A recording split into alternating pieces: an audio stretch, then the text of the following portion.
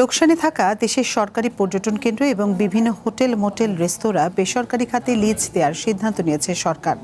প্রথম দফায় 5টি সরকারি পর্যটন কেন্দ্র লিজ দেওয়া হচ্ছে। আর সরকারি বেসরকারি মালিকানায় কক্সবাজারের শৈবাল হোটেল বিদেশি কোম্পানির জন্য দরপত্র আহ্বানে যাচ্ছে সরকার। দিনের পর দিন এসব পর্যটন কেন্দ্র লোকসানে থাকায় এমন সিদ্ধান্ত নেওয়া হয়েছে বলে জানায় বাংলাদেশ পর্যটন কর্পোরেশন। এদিকে এমন উদ্যোগকে সাধুবাদ জানিয়েছেন বিশেষজ্ঞরা।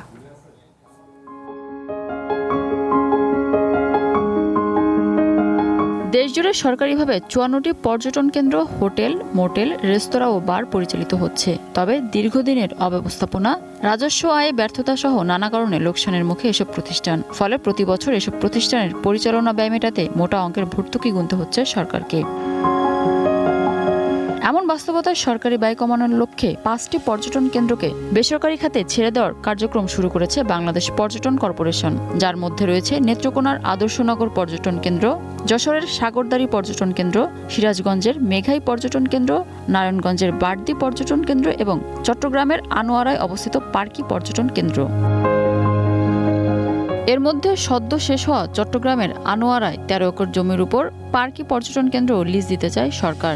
এছাড়া কক্সবাজারের শৈবাল হোটেল দেওয়া হবে বিদেশি বিনিয়োগকারীদের হাতে। আর যে ইনভেস্টর সে কি করতে পারে এরকম তাকে ধারণা দেওয়া, ড্রয়িং, ডিজাইন, একটা মাস্টার প্ল্যান করে দেওয়া এবং তাকে ল্যান্ড ইউজ প্ল্যান করে দেওয়া, এখানকার বিদ্যমান আইন কানুন কী আছে এগুলো অবগত করার জন্য আমরা একটা পিপিপির মাধ্যমে একটা মাস্টার প্ল্যান করছি, মানে ফিজিক্যাল স্টাডি করছি। তারপর এটা দ্রুত দিয়ে আমরা এটাকেই বেস করে আবার পত্রিকা বিজ্ঞাপন দেওয়া হবে।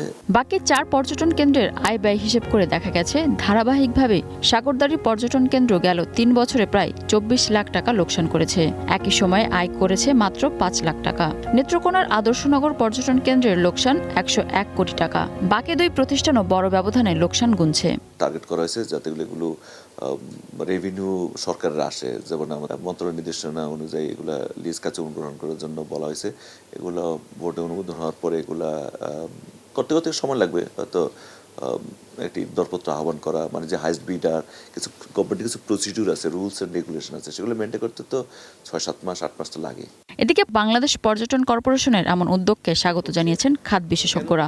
ট্যুরিজম হচ্ছে অনেক বেশি হিউম্যান ইনভলভমেন্টের দরকার হয়, হিউম্যান ক্যাপিটালের জায়গা বা আমরা যেটা বলি হিউম্যান রিসোর্স, সেই জায়গাটা অনেক বেশি স্কিলড হওয়া দরকার। পিপিপি ফরম্যাটে গেলে আপনার স্ট্রাকচারাল যেমন একটা চেঞ্জ আসবে, ওভারঅল এক্সটার্নাল স্ট্রাকচারেও যেমন চেঞ্জ আসবে, আমার মনে হয় ইন্টারনাল স্ট্রাকচারে এই ধরনের এই যে হিউম্যান রিসোর্সকে ইকুইপ করা, ট্রেন আপ করা এবং মোর প্রফেশনাল ওয়েতে ডেভেলপ করার যে জায়গাটা, সেই জায়গাটাও আমরা হয়তো দেখতে পাবো। মৌলভীবাজারের মাধবকুণ্ড রেস্তোরাঁও বেসরকারি খাতে ছেড়ে দেওয়ার চিন্তা করছে বাংলাদেশ পর্যটন কর্পোরেশন। তবে লাভের মুখ দেখা প্রতিষ্ঠানগুলো নিজেরাই পরিচালনা করবে বলে জানায় পর্যটন কর্পোরেশন।